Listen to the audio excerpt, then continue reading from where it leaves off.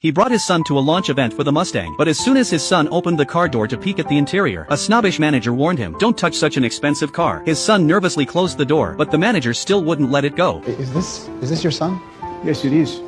Would you ask him to keep his hands off the paintwork? The hot-tempered man first comforted his son, telling him not to be afraid, then turned to confront the manager. "The exterior looks good, but it's overcomplicated. I'd suggest downsizing the engine and adjusting the 3-gear acceleration. Shortening the wheelbase could cut half a ton of weight." But even then, I'll still choose a Chevy Chevelle.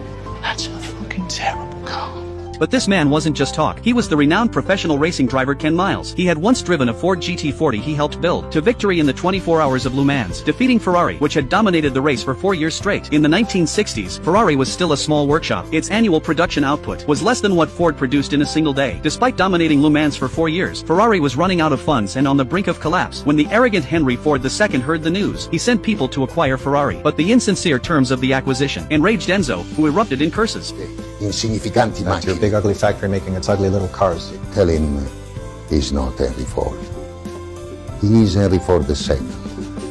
Hearing this, Henry Ford II was furious. He vowed to build the best engine and find the best driver to defeat Ferrari. His team sought out Shelby, the only American driver ever to win at Le Mans, though a heart condition had forced him into early retirement, turning him into a car designer instead. Shelby was reluctant to accept. The Le Mans circuit had no guardrails on its curves, and the race ran non-stop for 24 hours, the ultimate test of both driver skill and vehicle performance. So he thought of Ken. Though immensely talented, Ken had a fiery temper. Even after winning championship after championship in cars, he modified himself. At 45, he was still broke. Ken had promised his wife he'd quit racing and take a job at a repair shop, but just then, Shelby found him. Hearing the invitation, Ken, who had vowed never to race again, flat out refused. Shelby, however, wasn't worried. He was sure Ken would change his mind. Late that night, he took Ken to the garage and unveiled a brand new Ford race car. Looking at the car Shelby had designed, Ken's eyes were filled with longing. He took it for a high-speed run on the track. As a top-tier driver, just one lap was enough for him to spot the car's flaws.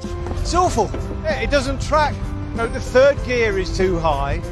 Seeing Ken back in the driver's seat, Shelby knew he had accepted the invitation. When his wife asked about it, Ken tried to brush it off, but she already knew his heart. She wasn't against him returning to racing. She just wanted honesty from her husband. And this time, she insisted Shelby pay Ken properly. It's $200 a day.